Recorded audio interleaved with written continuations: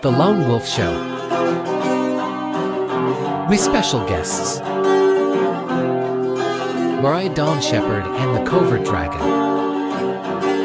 Welcome everybody to the Lone Wolf Show on the Lone Wolf. And we got some special guests today. Recently joined the International Pagan Music Association. How are you doing? Oh, we're doing fine. We're super excited to be here. We're up. So it is so. Mariah, Dawn, Shepard. Yes. And you are in the band.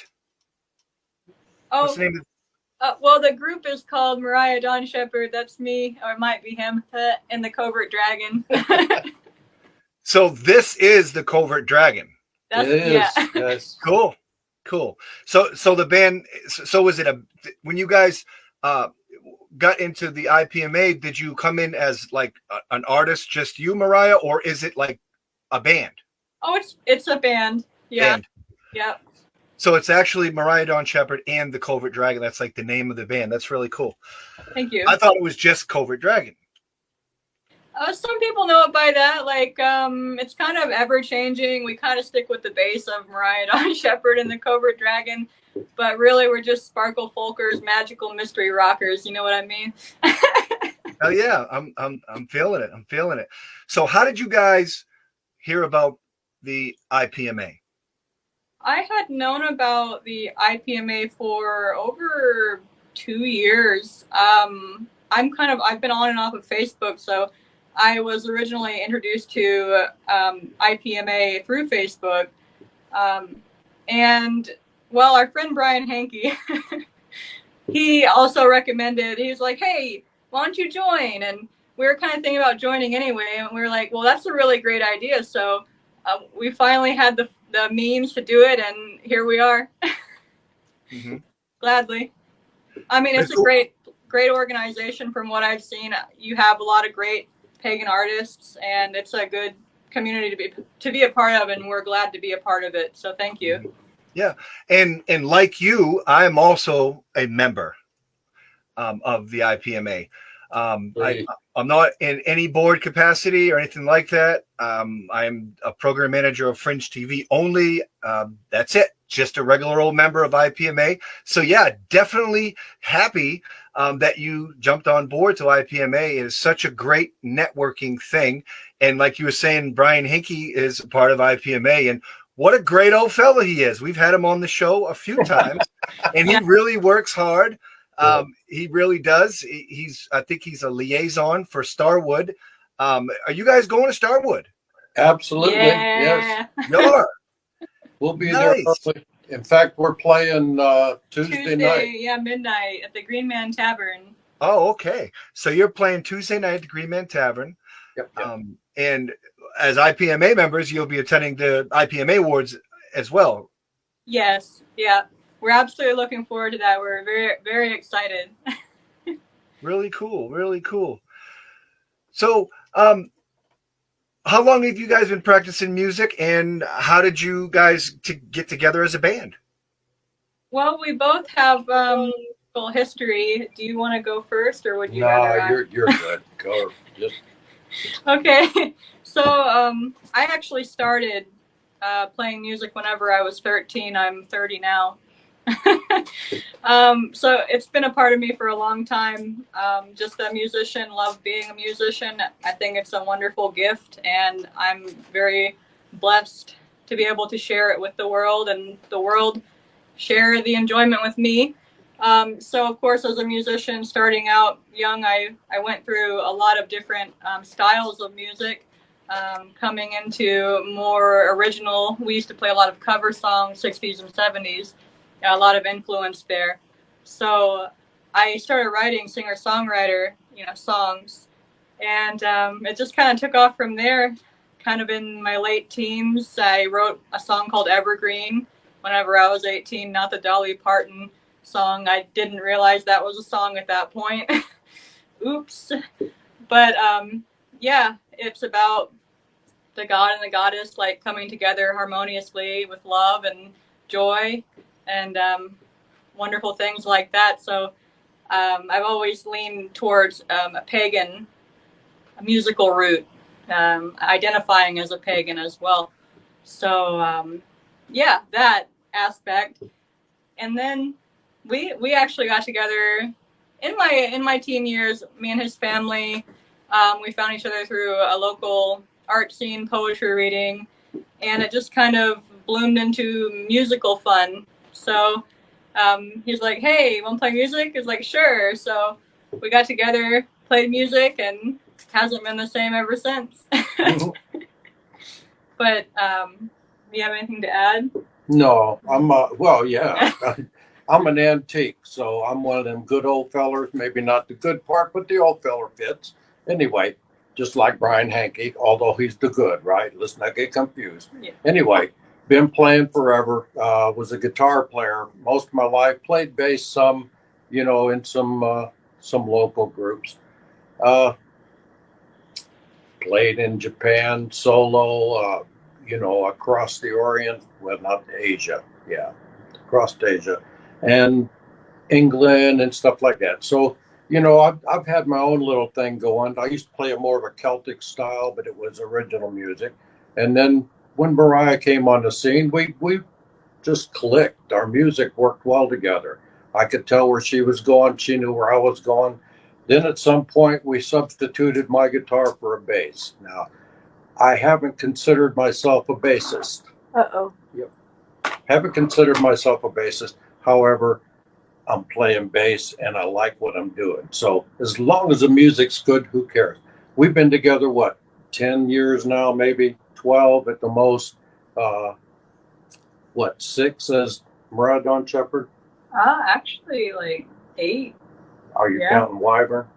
Well, yeah. Well, don't count Wyvern. No, I mean, I'm not counting Wyvern. Okay. I mean, okay. we've been right on Shepard and the Covert Dragon for about 8. Okay. Yeah.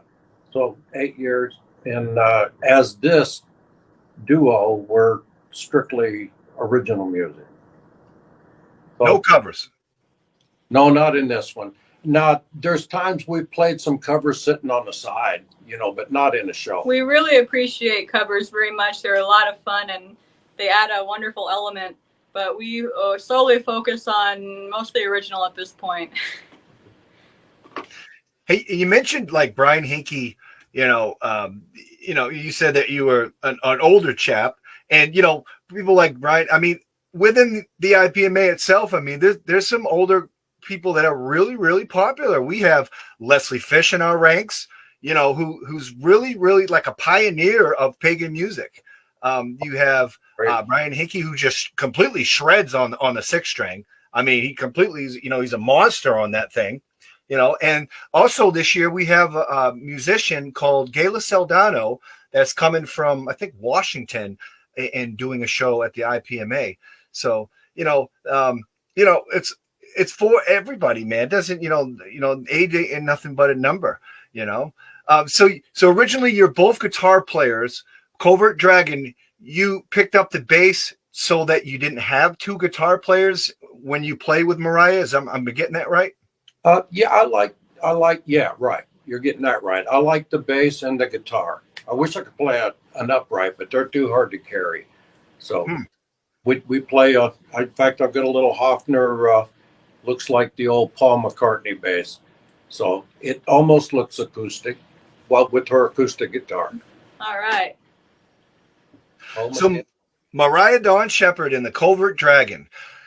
You guys play local festivals. I mean, you're going to Starwood for, as part of the IPMA awards. You're also doing an independent show on Tuesday, performing at the Green Man, and that's all really cool. Do you go to other festivals, other circuits? Where do you guys perform at? Yeah, we play really all out and about. Recently, we've played in Wisconsin at a festival called Earth House Midsummer Gather. We really like that one. It's a lot of fun. Really looking forward to Starwood. We've been going over to Missouri to Wild Folk Spirit Gathering. Just some good people over there. They're on Facebook if anybody wants to find them and see what they're all about. It's generally... Yeah, we played all 8 Sabbaths there this last year, didn't we? Yeah. Yeah. So really, whenever we're home in southern Indiana, we focus more on recording. and just writing songs and, you know, more inward type stuff. We don't play out a whole lot around Southern Indiana, but other than that, we like to play out just all around. So you're actually recording your tracks right at home? Yes, we have a studio. It's called Wyvern Studio. Cool. Yeah. Cool. I know that we play a few of your videos on Fringe TV right now in the pagan music video matinee 8 to 9 Monday through Friday, and you know your songs are in rotation, and we play two of them. Do you have any other videos or music videos in the works? Any new songs that are in the works? Albums in the works? Yeah. Yeah. Oh. Yeah, so we do have more music videos in the works. I have to give credit to Chris Burgess for Come to Mother Earth. He did that video. He runs Dirt Road Radio with Bernadette Beltana. You might know Beltana, I'm not sure. They run Dirt Road Radio. So getting back to your question, yes, we have albums in the making.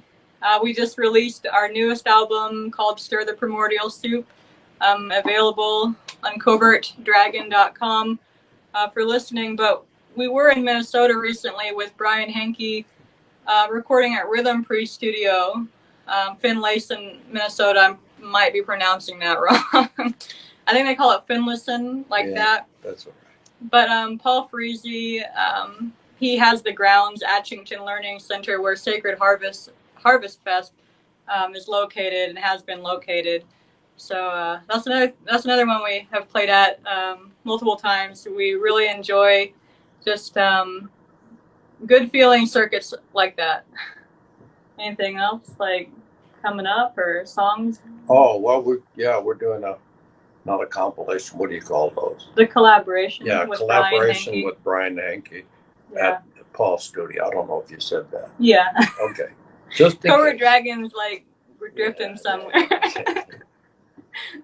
So you're going to record some jams with Brian Henke? Yeah. Yes. We actually have already recorded them. Now it's just up to mixing and mastering them and then releasing the album. You know, I get the idea that Brian Henke might really play some really good lead. He plays some awesome lead. Like, yeah. I love his guitar work. It's really beautiful, and other times just really powerful. So for sure. Yeah, and it just riding on top of a melody line, he'll just put a little sparkle of guitar across it, so that he's listening and paying attention to it to add flavor, and it's tasty. I like what he does. His techniques are really cool. Well, hey man, we love our Brian Henke, but you know, let's talk about you guys a little bit more. So, what are your influences? Start with Mariah or Mr. Dragon. Either way. What are your pagan musician influences? Because there's a lot of pagan musicians out there now, and you know, it's definitely growing from the days of like that Best of Pagan Music album that came out in like the 70s. You know, who are your inspirations?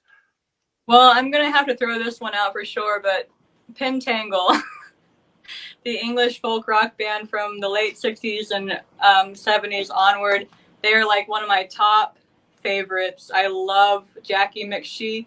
I love John Renborn, Bert Yansk in that band, as well as the other musicians. So that definitely has a big place in my heart. Are they pagan? I do believe so. I do believe so. Their music sure is. Yeah, so, yeah. their music. I've never heard of them. You have to shoot me their link and check them out. Maybe. Oh wow. Yeah. I mean, like, if they're not, they sure did a good job of. Well, Renborn used to come to some of the festivals Oh, up in yeah. Indy.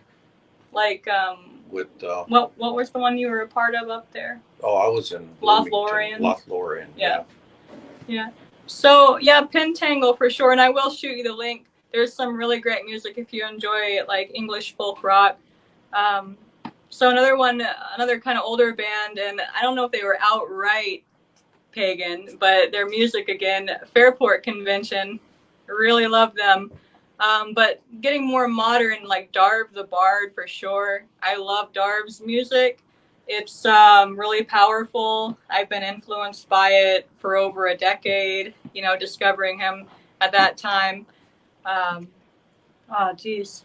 Who else? I mean, modern pagan musicians like Mama Gina. I love Mama Gina's music. Oh, to be sure. Like, Yeah. we just played the Earth House Midsummer Gather with her, and just I kind of was in awe at her concert, just admiring her songs and her skills and Yeah, storytelling, Yeah. presentation skills, unbelievable. So definitely that. And then I've also heard that you do kind of like the witchy. Is it the hip hop or? Yeah, witch hop. Yeah, there you Witch go. hop. Oh, wow. I'm really looking forward to that. Sure. Yeah.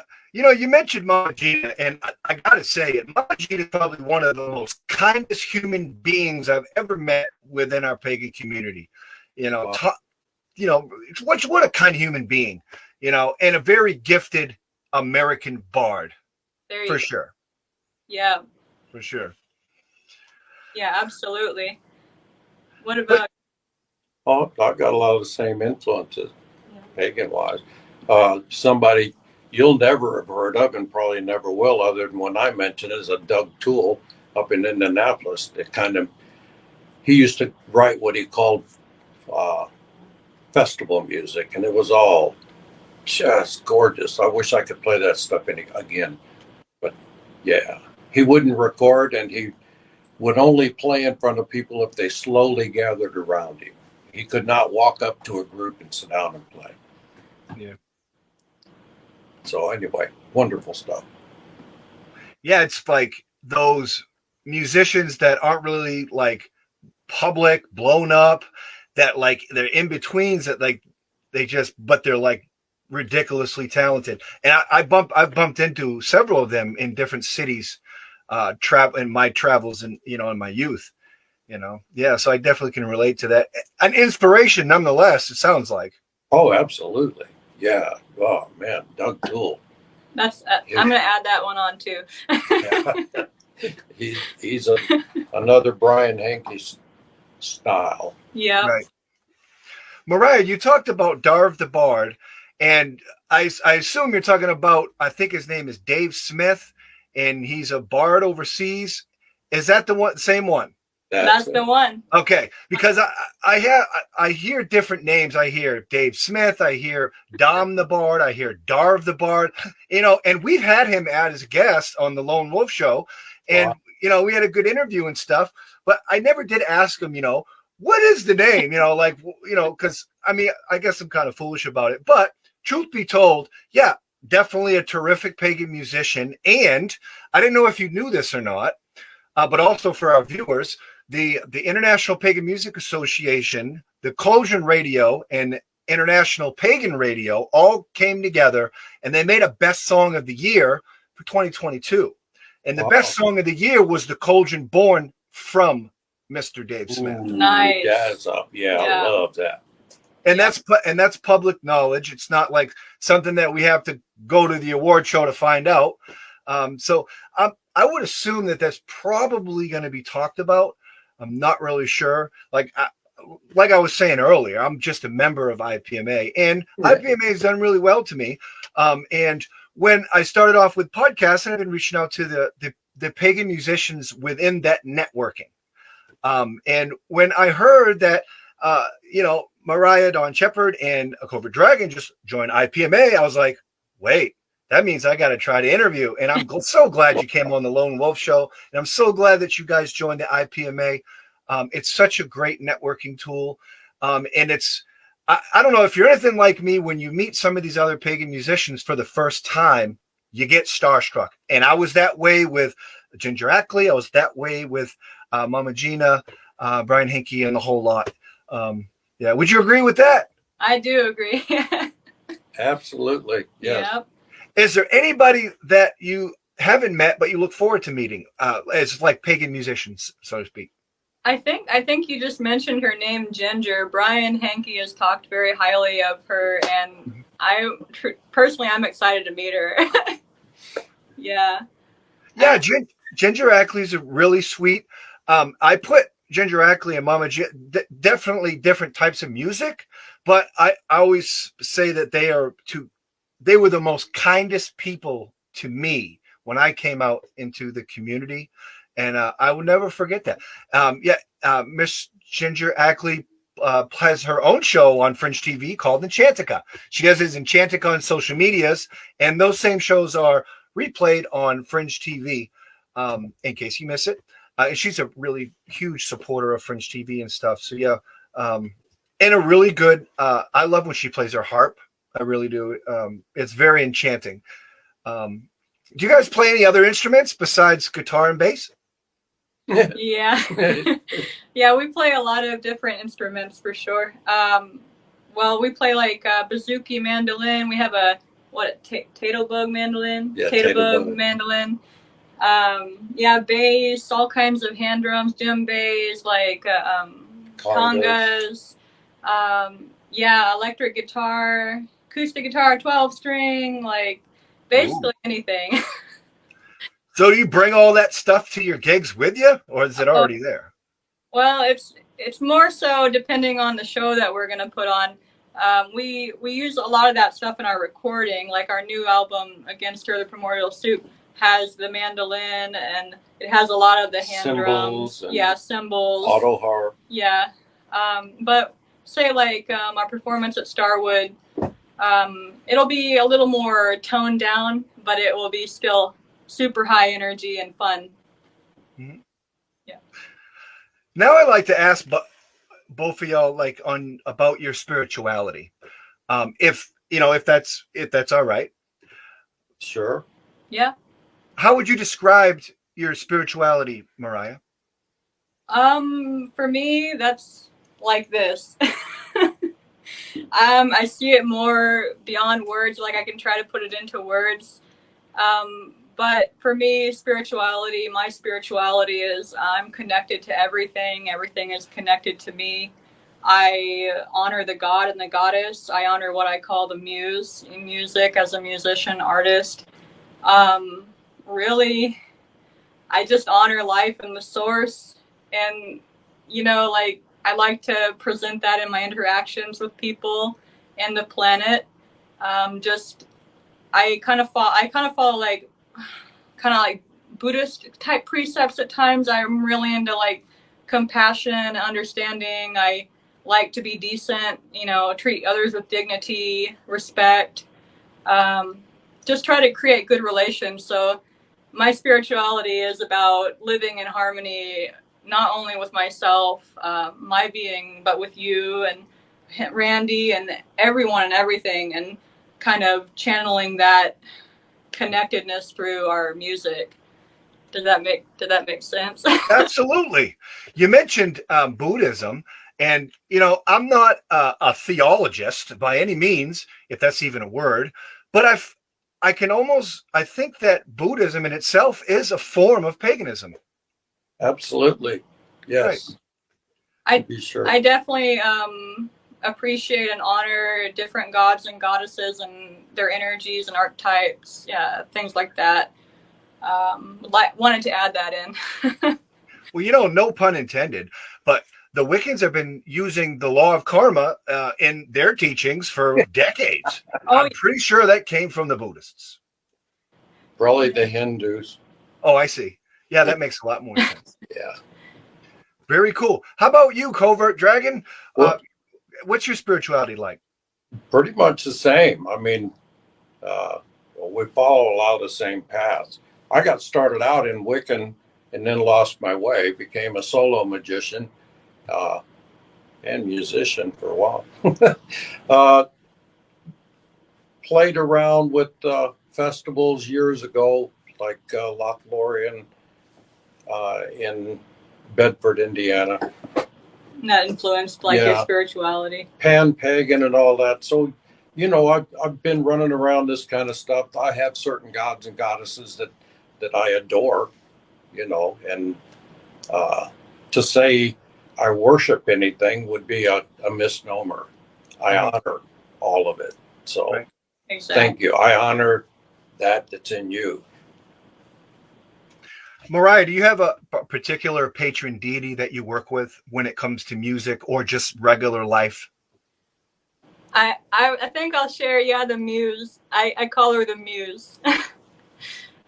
Because it's like the muse connects everything, and I don't know, it's like it's hard to put into words again, but it's like a flowing type, really pleasant, beautiful energy that just brings us together in good, loving ways, like real, authentic ways of being. But definitely I'm going to say the muse. Mm-hmm. Yeah. Well, I'm not the sharpest knife on the altar, but I think in Greek mythology, there's 9 muses. So I think what you're talking about is maybe the archetypical energy of just the muse, and it's just how you identify within your spirituality, which is very, really cool. Mr. Covert Dragon, you talked about Pan-Pagan, who I've heard of, but don't know much about. And you also talked about the Lothlorien. The Lothloriens, I know a little bit about.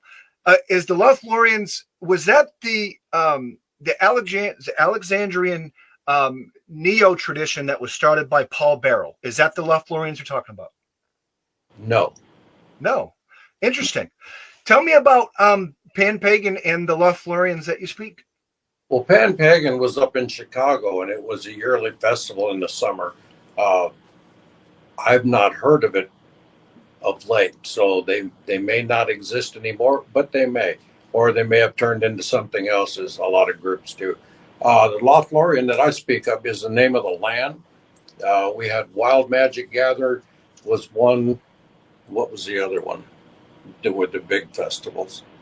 But I mean, the land's beautiful. They got 100 acres, and a friend of theirs owns 100 acres next to it. It's in Bedford, Indiana. And I don't know what they call themselves now because I got away from them. Right. We all have paths, and we all trek them.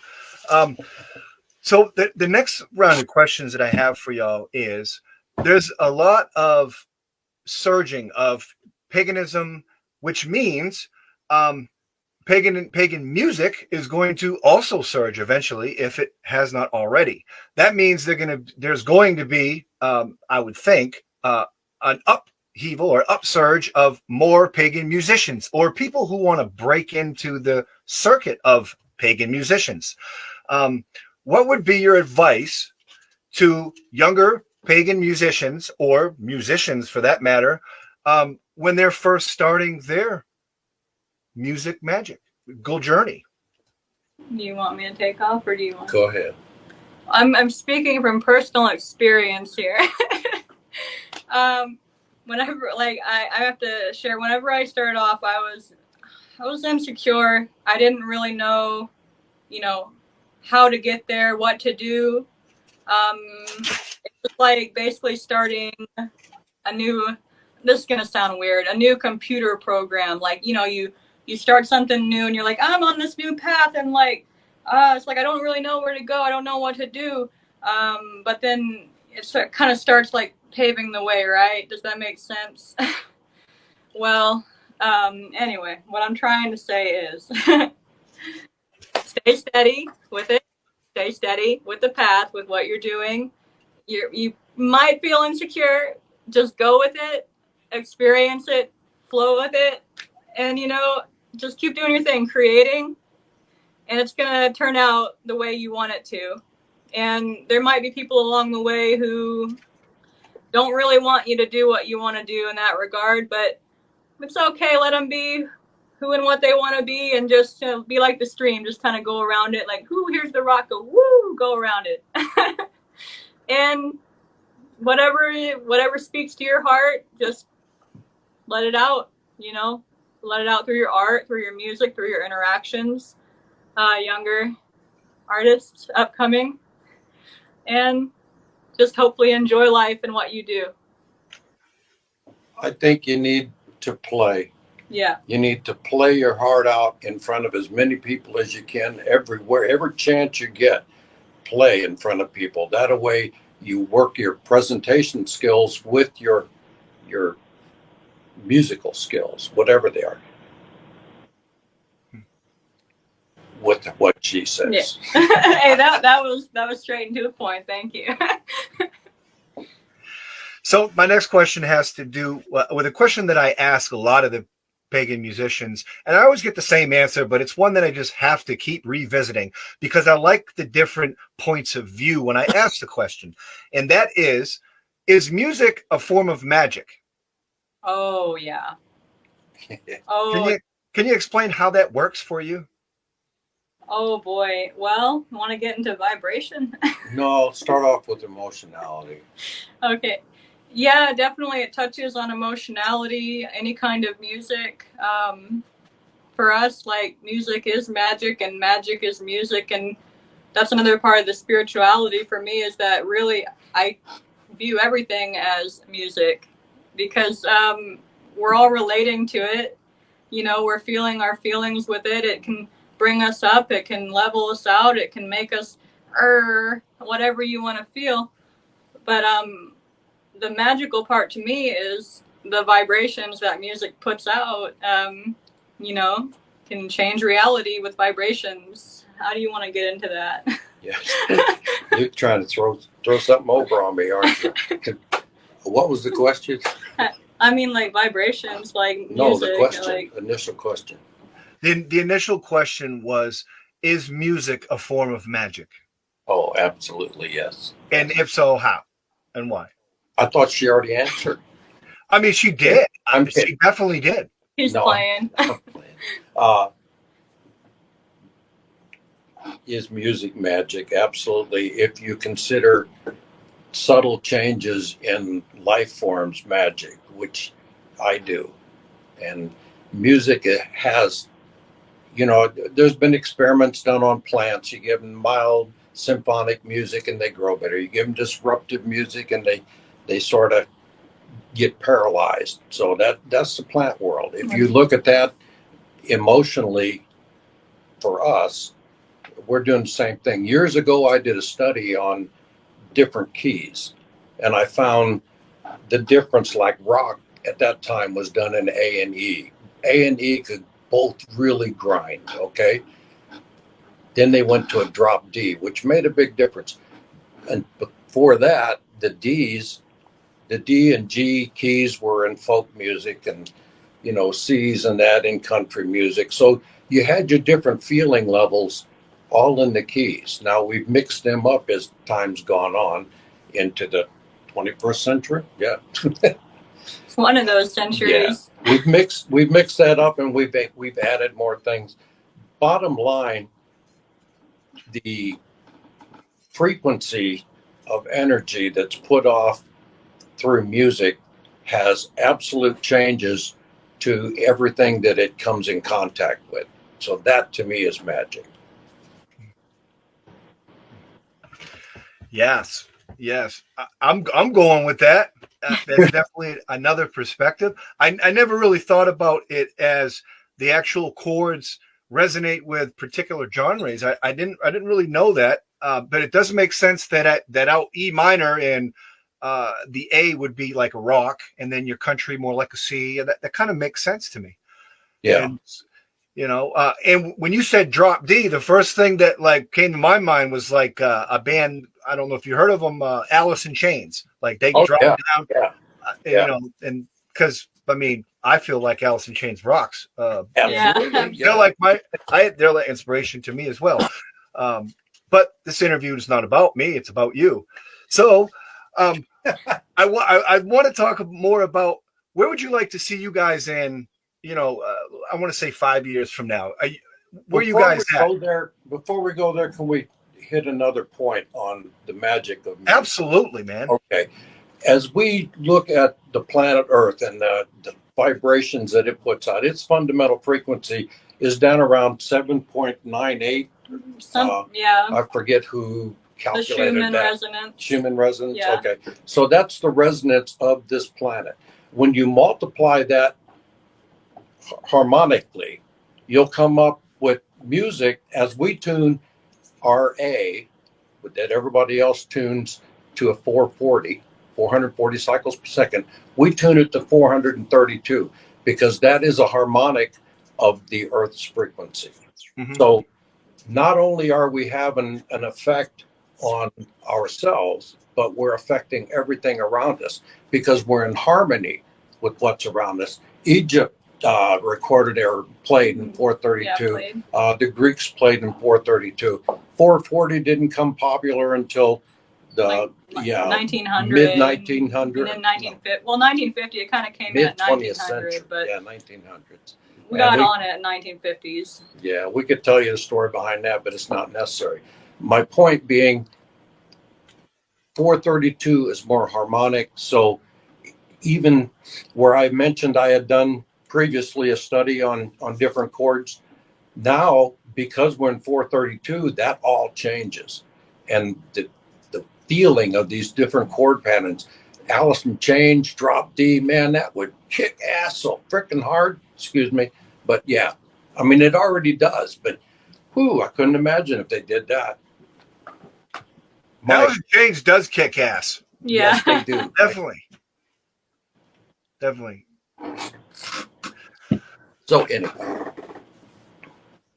So back to that question that I was asking was, where do you guys see you guys in like 5 years from now? Do you have any specific goals? A better studio, more music, better tours, better accommodations for tours, places to play? Certainly better tours.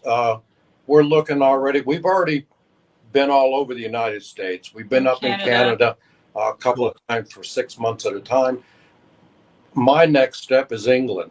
You know, I want to hit England and then tour, you know, Europe. Mm-hmm. So that's where we're geared up for.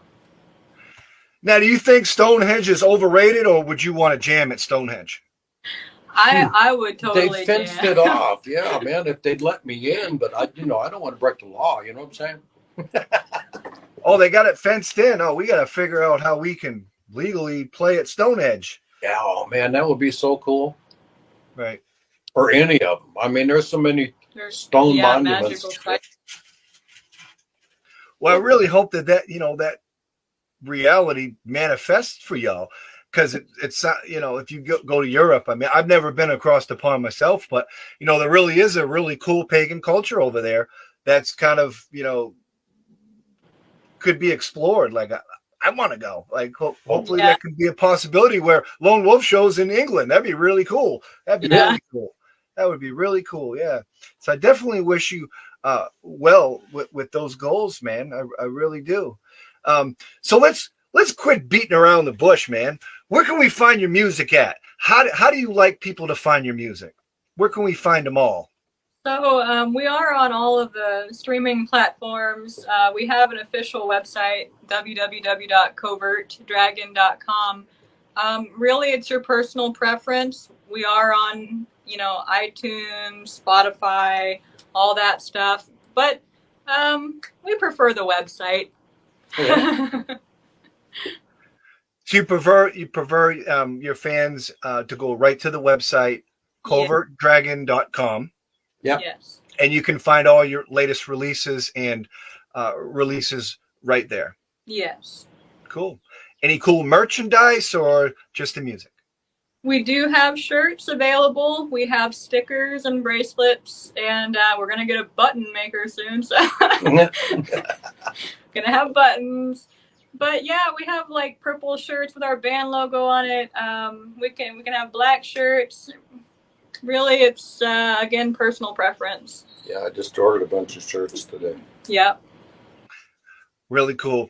Well, hey, I really look forward to meeting y'all at Starwood. Hopefully, I'll be able to see you play live. The place is so big. I may get lost trying to find your stage.